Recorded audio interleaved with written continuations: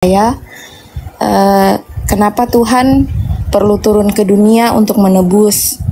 Kenapa tidak dengan menjentikan jari saja bilang bahwa dunia sudah ditebus? Kenapa harus turun?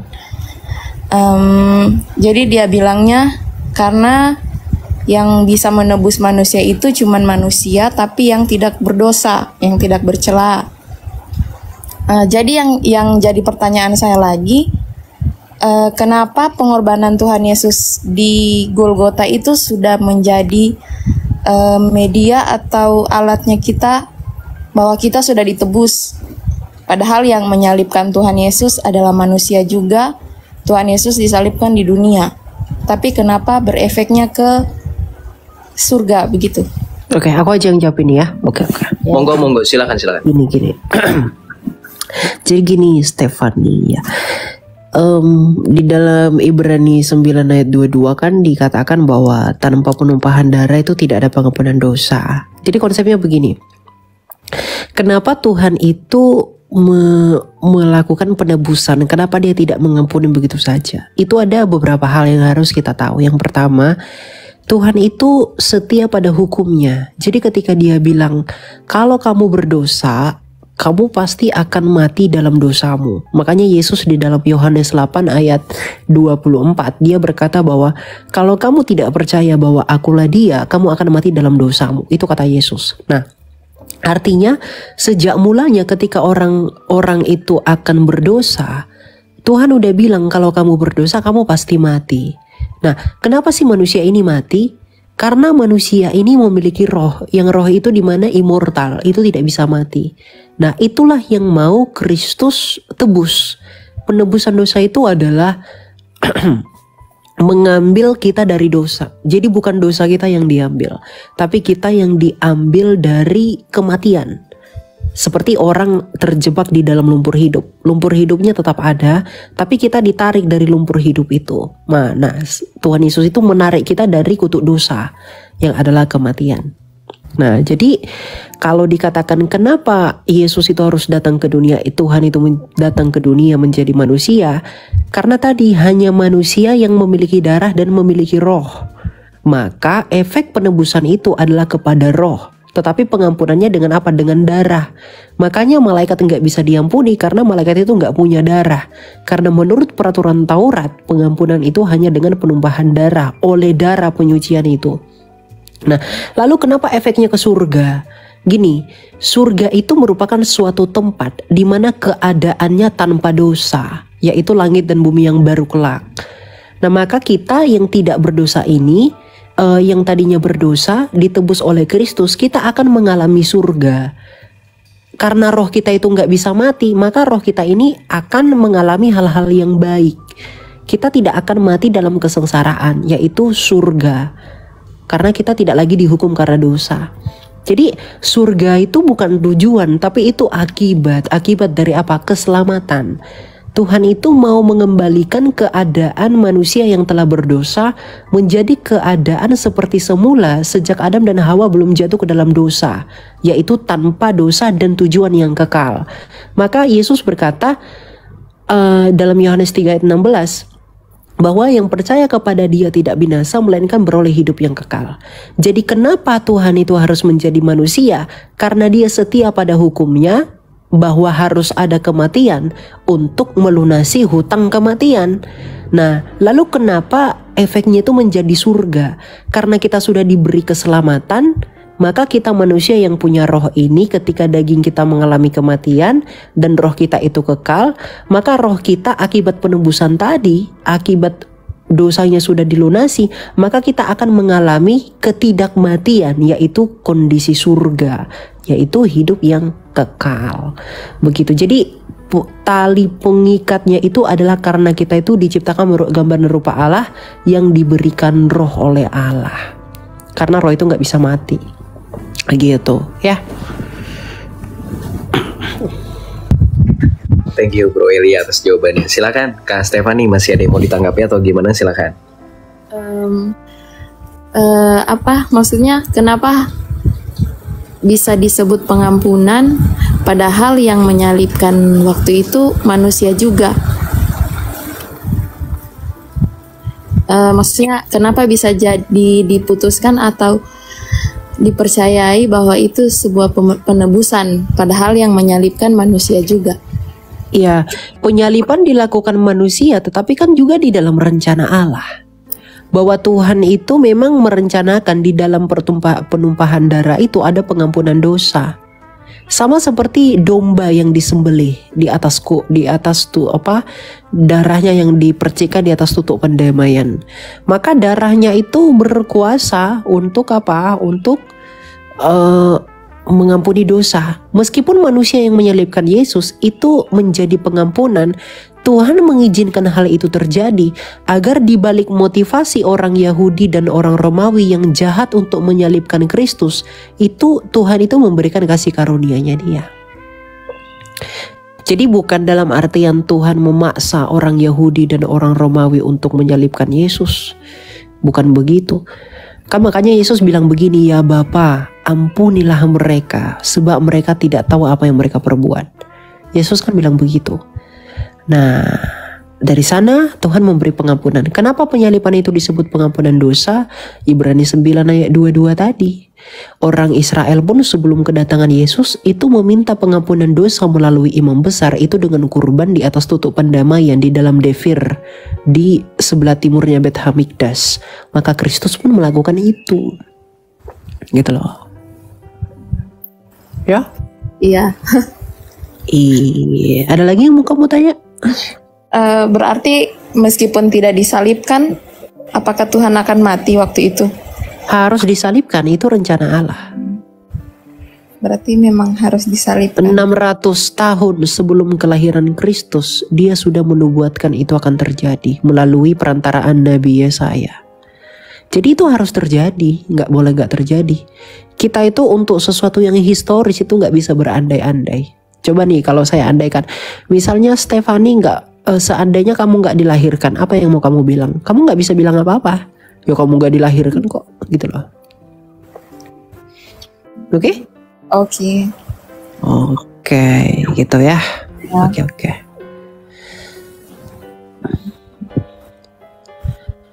Oke, thank you. Kalau nggak ada lagi, Ya, silakan saya. terima kasih. Tuhan memberkati. Yo, terima kasih, Tuhan Terima berkati. kasih Kak Stefani, Tuhan Yesus berkati ya Kak. Shalom, selamat malam. Selamat malam. Makasih Bro Elia. Ya mungkin abis ini Bro Elia mau ini ya, mau mengenal lebih lanjut Kak Stefani. Aku ini dulu ya, kalian dulu yang jawab ya. Lanjut. Iya. Alhamdulillah. Halo Bro, Area Adventure. Shalom. Berusaha untuk naik komal ini tapi nggak dinaikkan. Sekarang naik. Puji Tuhan. Puji Maaf ya, Bro. Yesus. Aku selamat bergabung Bang Black Bull alias Bang apa? Puji Tuhan. Iya. Gua mau curhat dulu, gua baru di-kick sama moderator dari MKD. MKD siapa? Gara-gara gua apa itu ya? Kandang domba itu ya? Apa? MKD itu. Gua nggak tahu. Kalau gua tahu ngapain gua nanya Bang? Kenapa tuh? Gua lupa MKD itu yang kandang domba itu. Waktu Kenapa gua tuh? diskusi dengan Pak Budi Asali soal apakah entitas sesembahannya orang Kristen dengan entitas sesembahannya Muhammad itu sama, itu gue tanya. Lalu? Ya Pak Budi bilang ya sama lah katanya. Kalau beda hanya gara-gara konsep, berarti sekte-sekte Kristen juga Tuhannya beda gitu. Tuhannya Protestan dengan Tuhannya Katolik beda. Gue bilang kalau gitu kita harusnya terima dong Muhammad sebagai nabi terakhir. Oh salah, lalu semua pada teriak-teriak semua. Akhirnya gue diturunin. Nggak bisa dikatakan sama lah kan. Ya, mereka itu kan bukan bidat di kita ya, meskipun memang Yohanes dari Damaskus itu kan menyebutkan mereka sisi orang yang satu itu kan sebagai tokoh yang memang ingin memuji dirinya sehingga membuat pemahaman baru, tapi kan nggak menyebutkan itu sebagai bagian dari kita yang menentang kita. Bahkan dalam konsili mereka nggak ditentang loh, tapi mereka memang lahir baru dalam pengertian iman yang baru.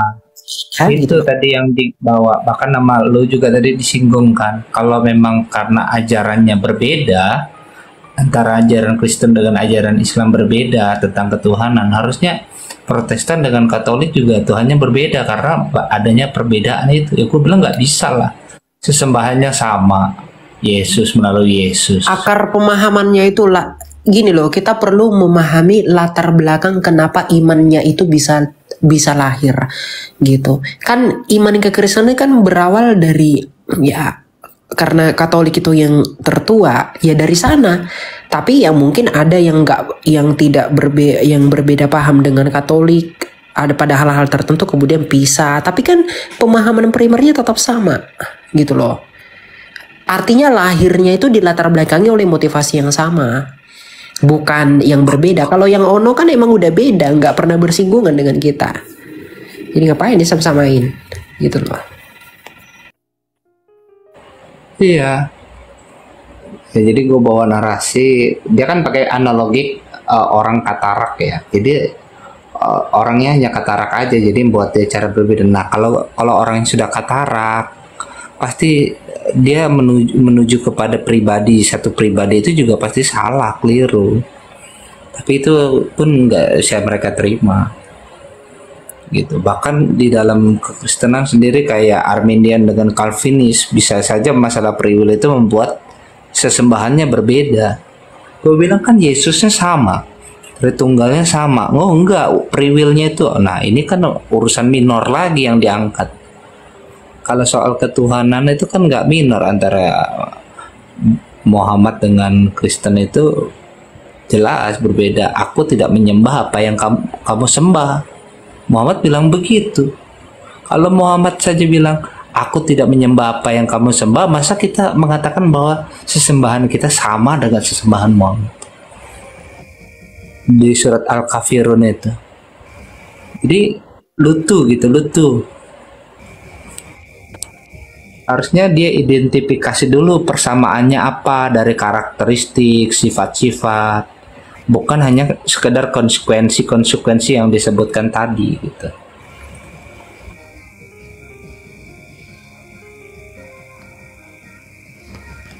Oke, kita tampung dulu ya, kita hold dulu ya, kita tahan dulu ya Bro Elia, Bro Black Bull ya, diskusi kita. Tadinya gue juga mau ngomong, cuman udah ada tamu yang naik ya, kita hold dulu ya teman-teman ya.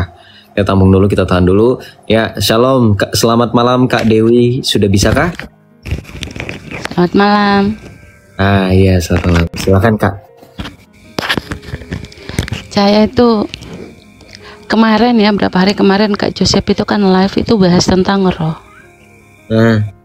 Nah, memang ada perbedaan pandangan ya antara roh yang kita Muslim pahami dan yang difahami sama teman-teman yang ada di sini ya. Yang jadi memang apa ya, mau dibilang polemik atau apa ya. Saya ingin lebih paham sih sebenarnya tentang roh itu dari sisi kekristenan, karena kalau dari Al-Quran sendiri tentang roh itu ada satu ayat saya ingat, dan ketika kami meniupkan sebagian roh kami, itu cerita kepada perempuan yang lagi hamil dan Allah meniupkan sebagian rohnya, entah lewat mana saya juga nggak paham.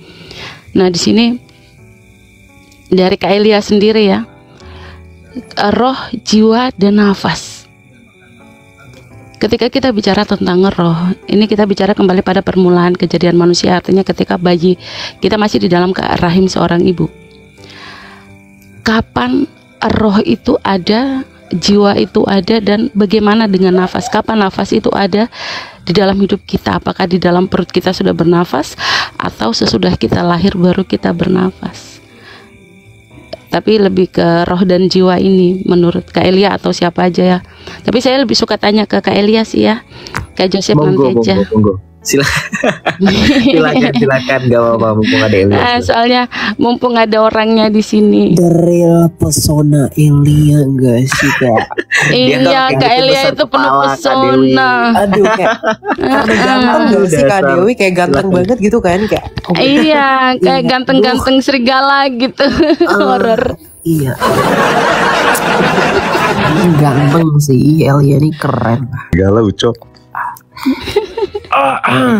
Gitu. Oke. Jadi gini ya, masalah nafas, roh, dan jiwa. Kalau saya itu sebenarnya lebih kepada dikotomi ya, bukan trikotomi. Tapi nggak apa-apa kalau kita memang mau berbicara trikotomi. Gini, nafas itu akibat dari roh, dan jiwa itu lebih kepada pikiran atau ilmu. Ya, jadi manusia itu saya tidak akan, kalau menggunakan trikotomi, saya tidak akan bilang tubuh, jiwa, dan roh. Saya nggak akan bilang itu, tapi saya akan bilang tubuh, pikiran, dan roh. Gitu, karena pikiran itu berkaitan dengan emosi atau emotional someone, dan itu berkaitan dengan jiwa seseorang. Makanya jiwa dan raga, gitu kan. Nah, jadi kalau kamu tanya apa sebenarnya itu roh, apa sebenarnya itu nafas, dan sejak kapan roh ini diberikan kepada kita, dan sejak kapan nafas ini pada kita. Kalau kita lihat dari Tuhan menciptakan manusia, Tuhan itu menciptakan manusia, dia menghembuskan apanya? Na'asyeh, dia memberi apa?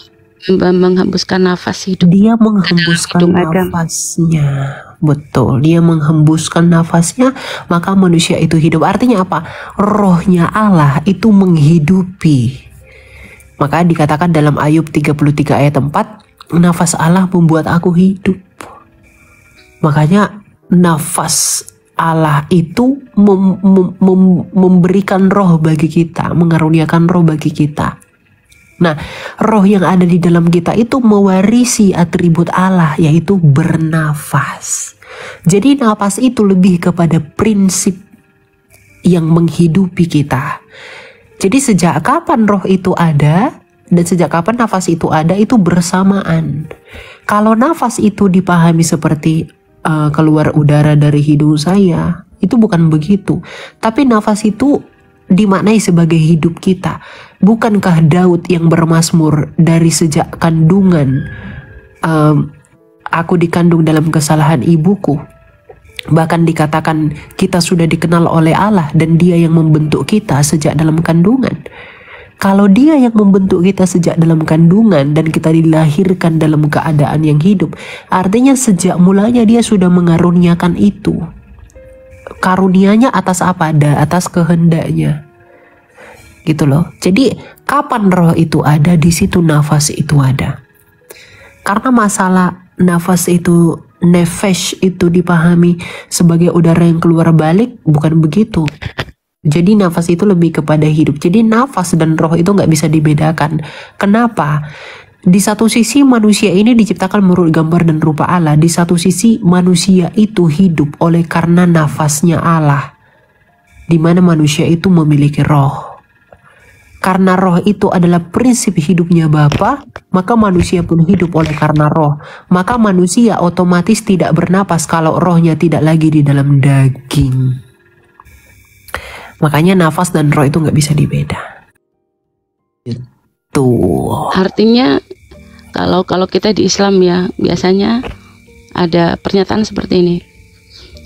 Nafas bersemayam atau bertempat.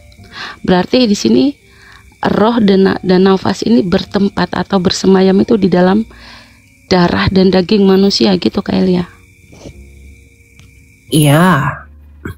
Betul. Di dalam gini, nafas itu kan yang perlu kita ketahui, yang membuat kita hidup itu adalah nafas Allah yang Maha Kuasa melalui rohnya yang kudus.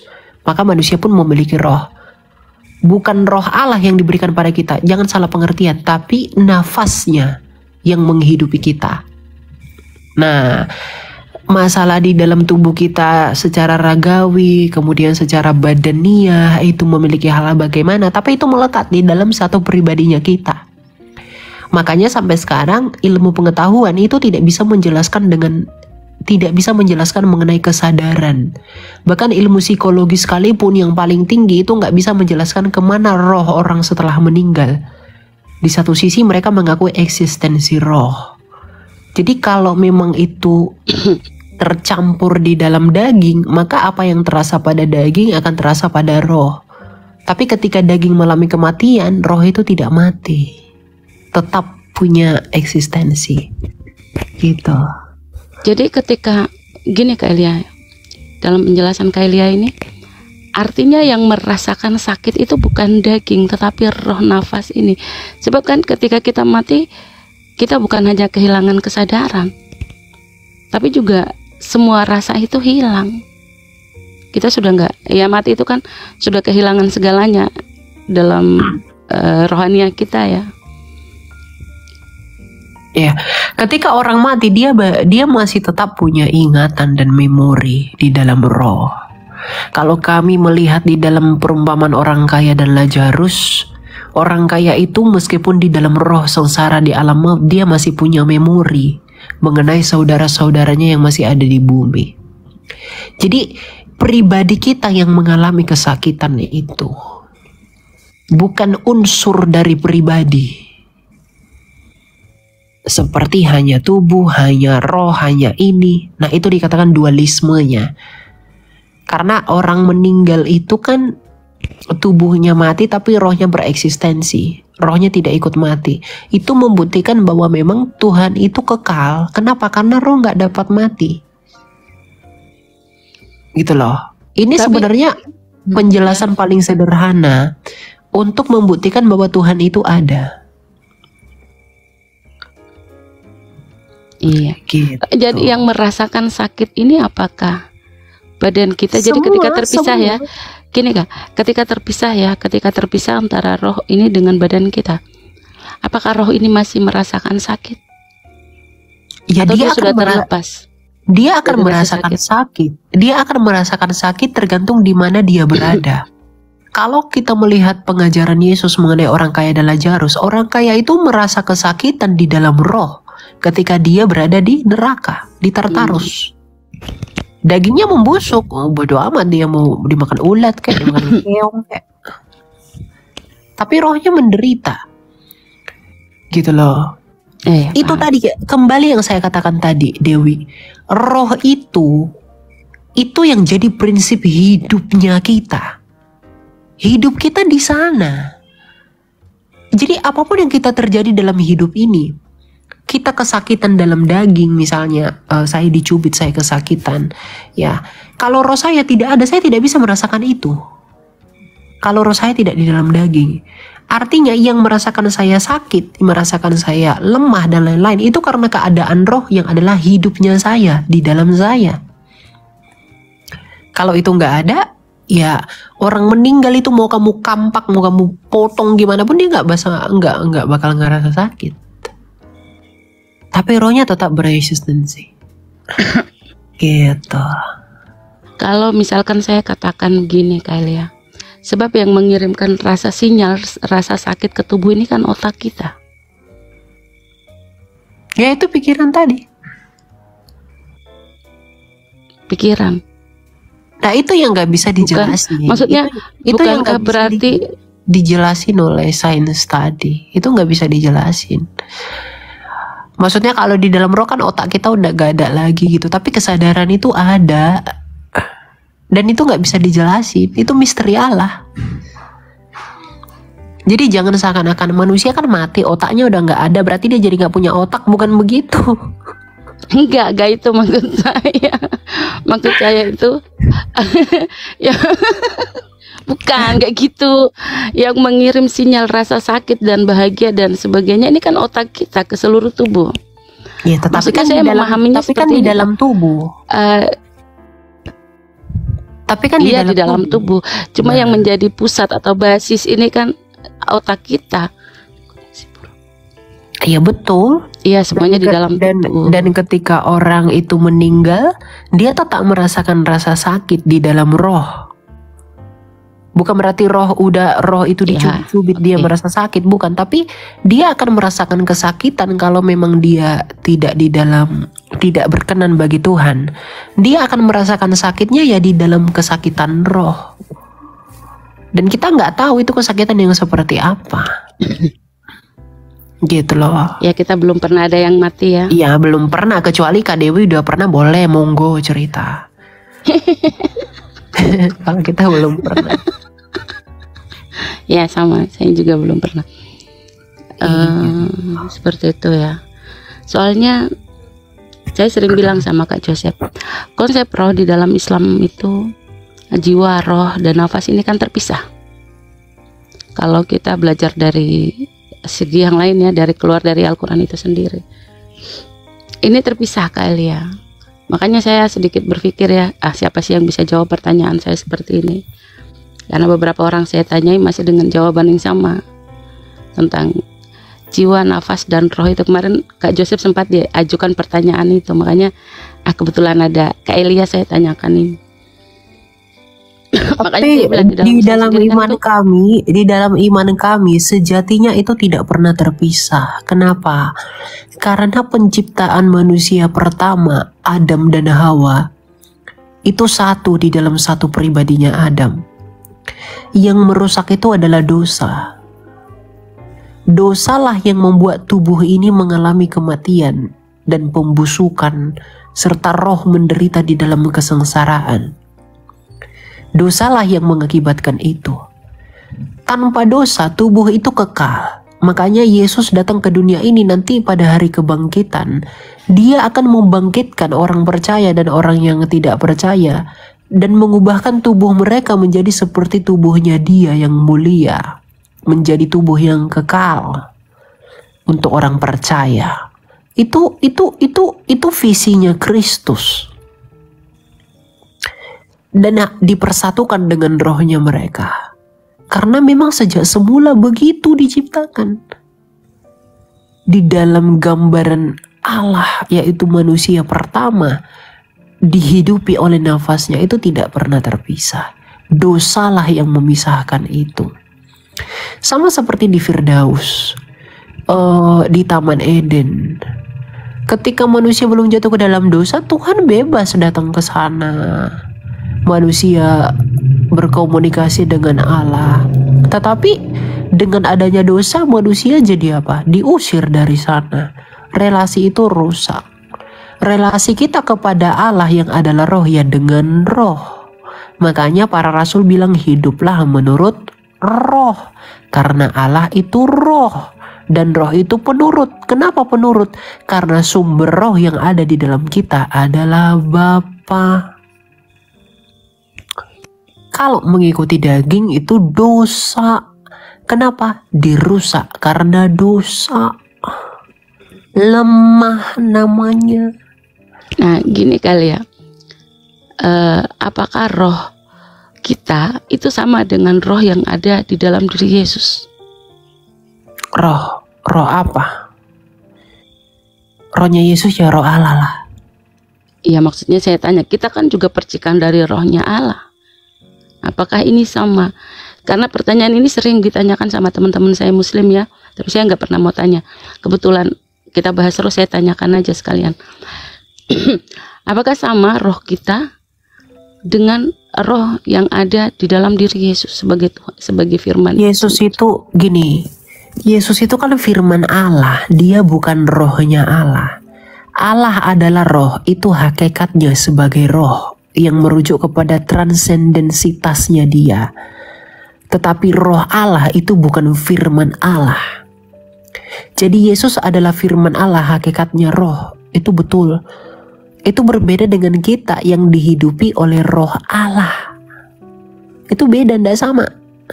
Oh iya, paham. Tidak sama.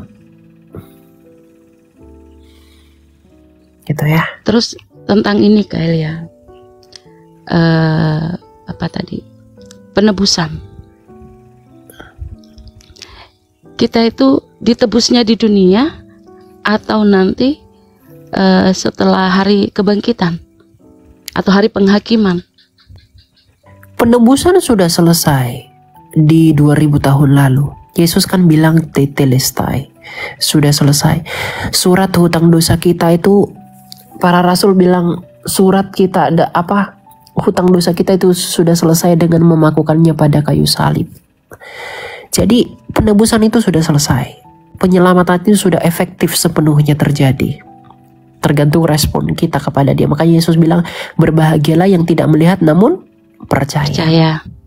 Nah, Tuhan Yesus bilang begitu. Nah, jadi penebusan itu sudah nanti atau sekarang sudah terjadi. Nanti hari kebangkitan itu bukan penebusan lagi namanya, tetapi tua